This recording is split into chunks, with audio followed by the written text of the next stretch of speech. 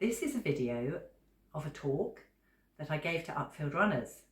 Uckfield Runners is a fabulous running club that was begun in 1991 by me and is still thriving and going strong and attracting lots and lots of runners every year. And they invited me to give a talk in 2021 as a celebration of their 30-year anniversary.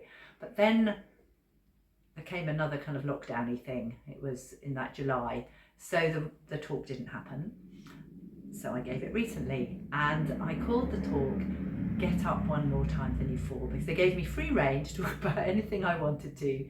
And so I called it Get Up One More Time Than You Fall, because actually that's a metaphor for life, that we just keep getting up and we keep running on, and life keeps expanding and unfolding in every step. Thank you for inviting me to this wonderful, wonderful evening. It's such a wonderful atmosphere. I'm enjoying the evening already. And I've entitled this talk because I said to Sammy, what do you want me to talk about? And she said, anything. So I thought, well, I'll give it a title. So I've kind of entitled it, Get Up One More Time Than You Fall. Because as runners, all of us have probably fallen. I've had many actual falls, and injuries and illnesses and disappointments and getting too busy at work, and there's many, many reasons why we've had setbacks. And what I've learned, one of the things I've definitely learned in my 52 years of competing, I first started competing when I was 12, seriously, and I'm 64 and I ran a race this morning, so 52 years of competing, I have learned that setbacks always hold a gift. There's always an opportunity for learning, there's always an opportunity for growth, there's always an opportunity to get up one more time than you fall. And I'm sure many of you will know the poem Rudyard Kipling's If. And I've also learned that if you can treat with triumph and disaster and treat those two meet with triumph and disaster and treat those two imposters just the same, then everything kind of works. And that I've also learned hugely that we're not a better person if we succeed. It's fabulous. I'm really, really fortunate. I've won a major city marathon. I won the Dublin Marathon in 1985, and it's an incredible feeling to be running along with the television cameras all around you, the crowd cheering and screaming, and motorbikes all around you, and you're running really well. Obviously, I was winning. It's an amazing, amazing feeling. But I've also had I ran in the Commonwealth Games, as Pete said. I went on, I ran a 2:36 the following year in London, was the 7th finisher, woman, the third, I think, a long time ago, third British finisher. This is 1986. Got selected for the Commonwealth Games, sustained a hip injury, and I had to drop out of the Commonwealth Games at 20 miles. I remember walking to the start of the race and I was in tears because I had this knowing that it was a wing and a prayer. And that was very, very, very, I stood on the roadside at 20 miles and I watched my dreams go down the road. But I grew and I learnt, and I came back, and 18 months later I was in the British team for New York, and we were second or third, I forget it's a long time ago. So I've had the amazing highs, I've had incredible lows at my sport, and I've learnt, I've become a better person through all of it. To know that, as I say, we are not a better person if we succeed, or lesser if we fail. We're all on our journey, whether we can run fast or slow. I was lucky that I came out running, apparently 9 months old. I never crawled.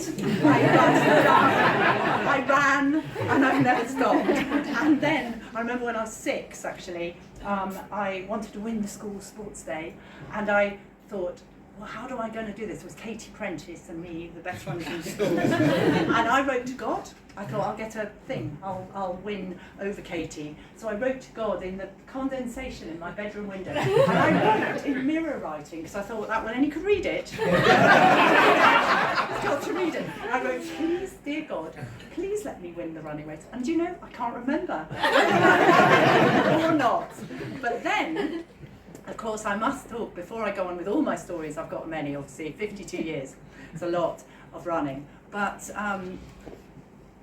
again, the beginning of you was amazing, because what I think is incredible is get up one more time than you fall. All of you must have. There must be lots and lots of experiences all of you could share.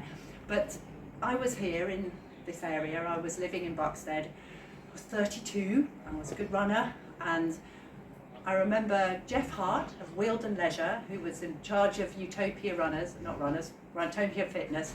He asked me to start the running club, and I went, okay, we'll start a running club. And so it all began, and we started off and we had 3 groups, didn't we, Peter? The very inaugural members, obviously Graham, Peter, and there was a few others.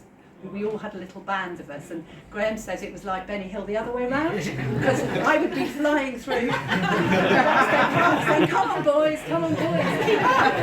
I had this little band of about 8 of you, didn't I? Running after me.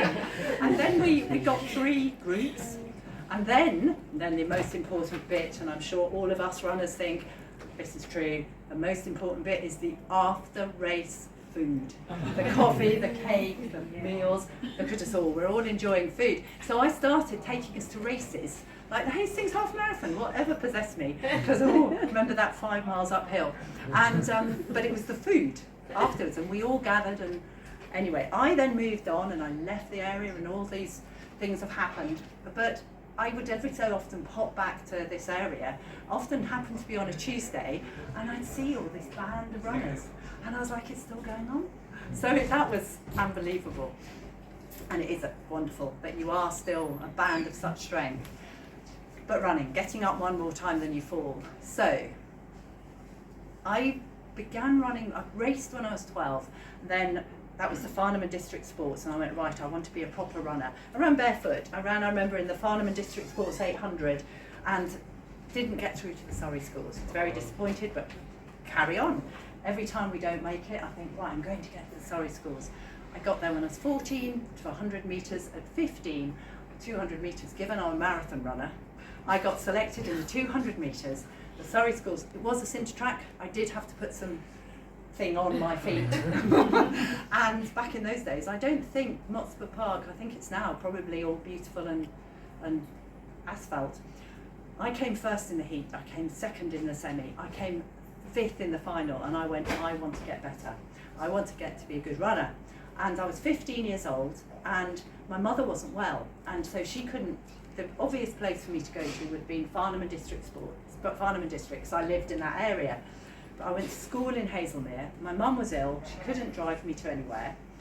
So she rang Hazelmere Border Athletics, but I'm obviously a beginner of things, because Hazelmere Border Athletics Club was an all-boys club. And they said, well, we want to start a girls section, send her along. So I went, I was very posh, very posh. I might sound a bit posh now, but at 15 I was super posh. I just, just come out of my public school, 15 years old, never sworn, we didn't swear in those days, and didn't really hear it. My dad occasionally said bugger if he bashed his thumb or something when he was hammering. And then it was like, no, that's not allowed. Anyway, off I go, very posh, Julia, in my bare feet, up to the first day at Hazelmere Border, Tuesday evening, all the boys from the local comprehensive, who, of course, from 15 to 20, who took the piss of my accent mercilessly. I loved it, I was fine. Also, so I started the first session, I remember, on the track, 3 times 300 metres, and I was in my element. All these boys streaming ahead of me. Well, was it the boys or the running? That's another story. But, and then I started to train with them, and I can remember my lungs burning, because in those days no one waited for 15-year-old girls. I was out on the common with all these boys. It was the other way around, Graham, then. You'll be glad to hear. All these boys, and I was getting lost, and I can remember my lungs burning, but I never gave up. But they taught me to swear. So I learned to say, am I allowed to say this? Anadi's filming me. I learned to say fuck. A very posh accent. So they're going, oh, fucking hell, fucking this, fucking that. Fuck. So I was on my way. Also, they taught me to spit, because I've got my hanky. So I had my hanky and I'd be blowing my nose every so often, because I was a very posh girl from my private school. My mummy had taught me always carry a hanky, darling. So I carried a hanky, but no, Oh, Star. I got a nickname of Star because I started to run very well. And so they started to call me Star. And they went, oh, Star. No, this is how you do it. And they taught me the nose thing. And they taught me, of course, you know, I never do it. And they taught me to spit really well. They taught me to swear. So I was on my way. Anyway, 15 years old, I decided to see my friend Kathy laughing. It made me get the giggles. I was 15 years old and I went, I'm going to run for England. I've decided I'm going to run for England.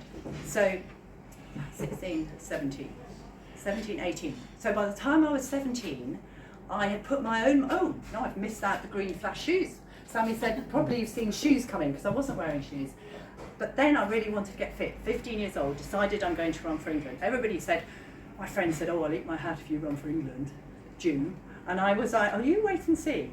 And so I decided I need to do more running than the running I was doing in the club.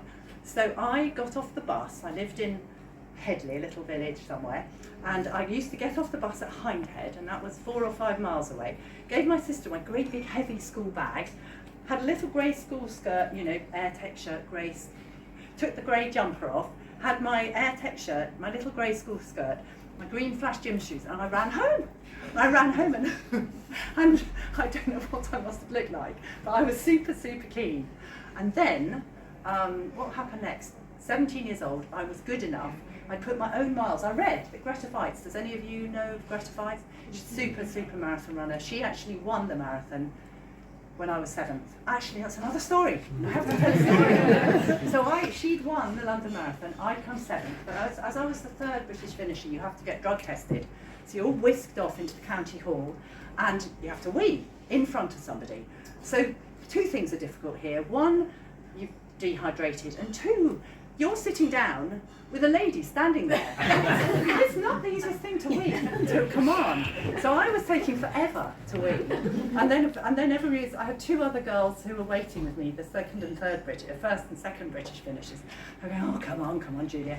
And I was drinking water. And then Greta came in, went and had her drug test, weed. And as she came past, she said to me, I think I won that race too.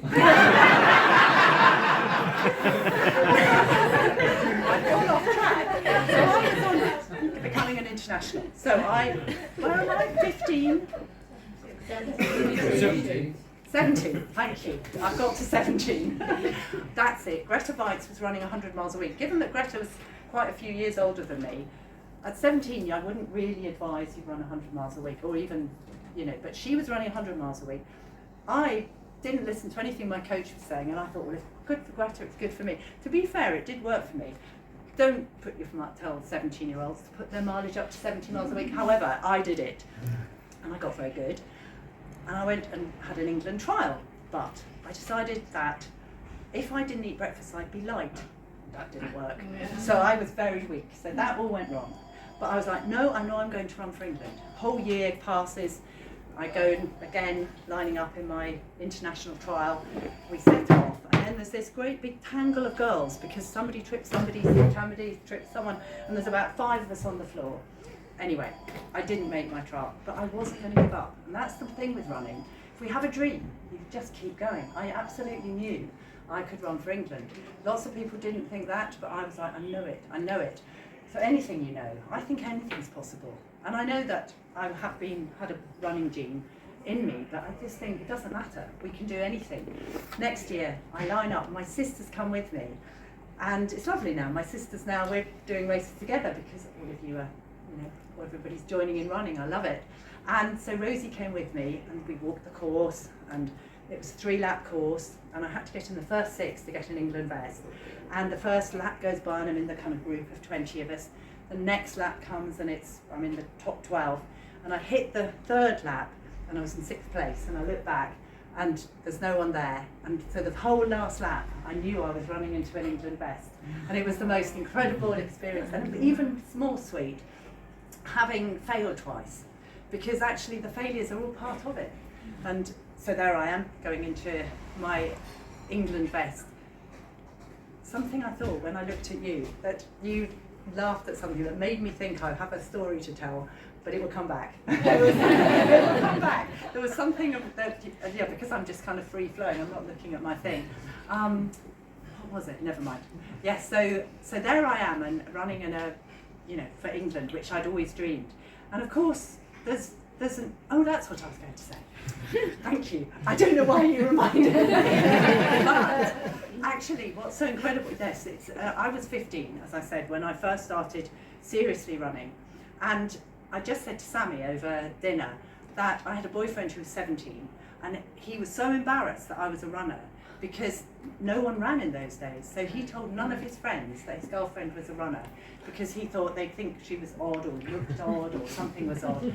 And what it's been incredible for me is to see the sport I love grow from that, where I was out running on my own, I was called out all the time and from people in cars and, endlessly kind of, whatever it is called when people call you, harassed, that's the word. And I've seen this sport grow from the sport that I love into everybody joining in together. It's been absolutely incredible because even in my teens and even in my 20s, I think it was the first London Marathon in 1981, that's what sort of really set things going and started this whole amazing experience that you can all run. And also with my own running, all I've ever loved doing is going out running and I like seeing how fast I can run.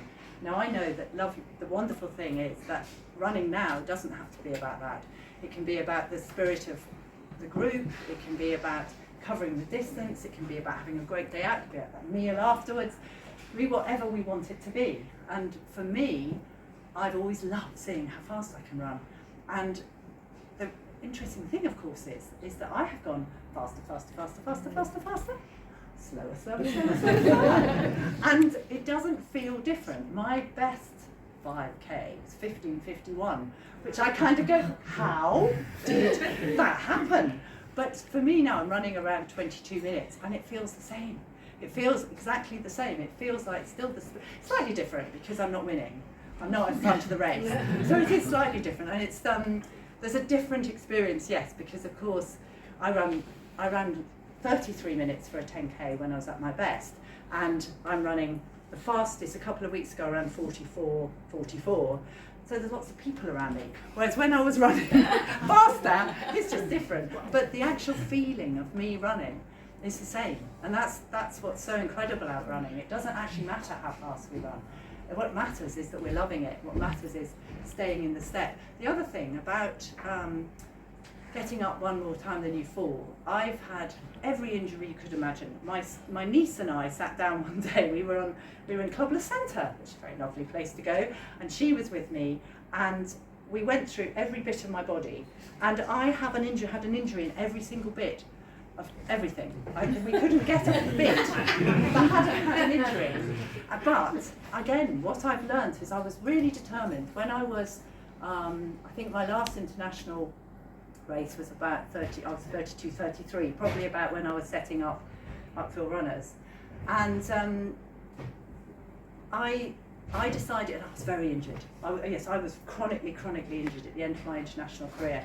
I'd run 15 years and I'd probably averaged, 80 miles a week for 15 years. It's a lot of running, and also I didn't do enough stretching, I didn't do enough rehab, we were a little bit gung-ho, to be quite honest. And so I was absolutely determined that I wasn't going to be a crocked runner and say all those amazing times that I used to do, but now I can't actually walk. So, and I also love running. I wanted to keep running. So through my 30s, in my 40s actually, because I was quite crocked in my 30s and I did less running, but then I readdressed it at the end of my 30s and I started to run fast again, but I got very, very stopped really quickly. A lot of back issues, a lot of hip, knees, backs, anything that you could think of, and I was in a lot of pain. So I then did more swimming than running for a while, and I think I saw 40 different people over a kind of 5-year period where I went and sought out everything I possibly could, from the Alexander technique of running, homeopathy, I went to cath for reflexology, I went for everything, cranial osteopathy, cranial, whatever it is, everything. But at the deepest level, I also just knew that there was an aligning and a centering in my own being to be able to clear any of the, pressure that I put myself under, because I put myself under a lot of pressure, and actually find a way to run free. And as I had as a child, just the freedom of movement and actually be moving well again. And I would like to thank Nick Webborn particularly, because I then found him in Eastbourne, and he put me in a sacroiliac belt. I kept that on for 4 months. 4 months, and I was meant to wear it at night too, but I occasionally took it off because I thought it was important to. But by the time I was 45, I had freed myself of the chronic injury, and I was the fastest runner in Sussex outright from 2 miles to the marathon, and I had freed myself. And I really have, it's too long a story to kind of really tell you the depth of it, but I knew that it was possible. As I said to you before, it's really possible to do anything you want to do. And I was told by countless people, actually, probably a lot of people. One person said, you haven't come to me to help you run, you've come to me to help you give up running. Another person said to me, you shouldn't run with that back, you shouldn't run at all, you should stop. Another person said, well, you certainly shouldn't run more than 5k with that back. I was told, and so I didn't go back to the people who told me that. I was like, well, that's not what I've come to hear.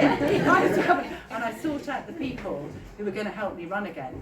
And over the years, I've developed absolutely a way to keep myself aligned, keep myself healthy. And every single day, I do a series of exercises. I do strength and conditioning. I'm very supple. I do all manner of things to help me keep in alignment. And also, at the core of it, it's having fun. At the core of it, I absolutely love to run. I listen to my body.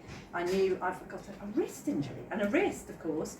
I hurt my wrist, and I was in pain from Thursday night, and it was deep nerve pain, and it was kind of taking me out of it, that deep kind of pain that gets into your being. And I said to Anadi last night, I'm not really up to going for it this morning. So I ran and I flowed, and I ran 2 minutes slower than I'd run a couple of weeks ago, and 46, 45, and I just allowed my body to turn. It's very important to run with the slowest part of your body. It's always the most important thing. Even if it's a wrist and you think, well, I should be able to run with a bad wrist, actually the whole body is important. So if there's a part of your body that's out of alignment, and it can affect everything, and it's really important to listen to that level of just awareness and self-love, actually, just to be able to, I love running and trying to go for times. It's part of my spirit. It's always going to be there, I imagine. And it's quite fun drawing a new line in the sand and going, right, I'll run faster than that. But actually, it's about being able to also accept what is, to be in the step always. I think I met Anadi, my husband, because he interviewed me about meditation. And I went up and talked about running being a meditation on the move. And that actually, if we can stay in the step, and every single step, and stay present to the step, then the next one takes care of itself. Now that isn't about not setting a goal, because of course it's great fun to set a goal, but actually it's about checking if there's any incongruences to this goal. Have we set something too high for our lifestyle, for what our true spirit wants? Just checking in with that, knowing how we're going to do it, that's really, really important. Knowing if we've got the support network around to do it, and also giving ourselves the time. And also being prepared, if it goes a bit off, to put the goal back, to be, prepared to shift and change. And then you have the great fun. I mustn't forget the Rome story. I've said to Sam, because it's very important that along the way with all these goals, we also have a lot of fun. And I hear you're all going to Rome, or a lot of you, 20 of you, are going to Rome to run the marathon. In 1980 something, I can't remember when, I was under 30. We've decided it was all right because I was under 30. I went to Rome, and I was in an international, so there were 3 women, 6 men. It was often that, for some reason. It's interesting, isn't it? We used to have 3 women running for the race and 6 men. So I was second in the Rome half marathon. And I was running for England, and then the guy who won the race, who was it who won? I can't remember his name now. Anyway, so 9 of us runners, and runners we'd all be really disciplined the night before. We'd all go to bed early, and then we'd all go wild. And so we were in Rome, let out, 9 of us, fit athletes, but we didn't really drink very much, and then we'd go and drink beer and have fun and coffee and beer and half marathons in the morning. So that's a whole day of that. So imagine that whole day of 9 young people. And then it gets dark, and we're in Rome. There's a lot of fountains in Rome, and I decided that it would be a good idea. Are any of you here old enough to remember Tales of the Unexpected? Oh yeah. Yes. So imagine that with me with my clothes on. In a fountain in Rome, I whipped off my clothes and decided that I was going to entertain the 6 men and the 2 women. Tales of the Unexpected dance with me in Rome, and it then went round the whole of the athletics England. Every race I then went to, we've heard about you dancing. But I was about 28, so it was all right. I decided 27, 28, and then I used to do, I was a bit extreme, but now I'll still do that, but without my clothes on. I'm going to just look. I don't know how long you want me to go on. I'm just going to look to check, because I wrote things down, but I don't know whether I can't even read it. I'm thinking that there's anything I've missed. I'm not sure. I think probably, because I did write things down, but then I haven't looked at it. Because, do you think I've said enough? Do you want me to say any more? Have I said enough? I think because that essentially is it, isn't it? Is that the most important thing is to get up one more time than you fall, always, because I've kept doing it all my life. As I say, I've had every injury, I've had every illness. In fact, funnily enough, when I was 60, I had a kind of illness that on my 60th birthday, I had this collapse, which was all very dramatic, and you thought I died. Anadi thought I died, and it came out of nowhere.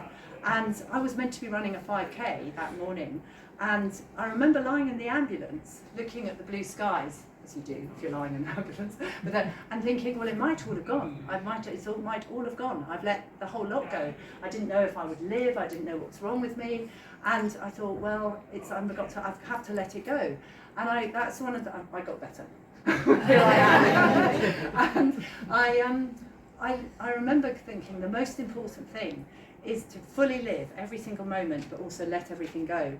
And I have learned that to be able to really enjoy life is to really go for it. Do everything as if it's the most important thing you've ever done, at the same time when it's not making it important at all. And so I'm still someone who loves to aim high. Yeah, and it took me a while to get myself back. And I had all sorts of tests, and I remember saying to the doctor, well, what happened? And she said, bodies do funny things, and bodies do funny things. This fit body just fell to the floor. But I knew that I would just trust it and accept and listen. And actually I was told to eat meat because I was a vegetarian. And I went to an acupuncturist, and she said, look, I'd suggest you eat some meat, give yourself a bit more protein. So I did that, and here I am, back.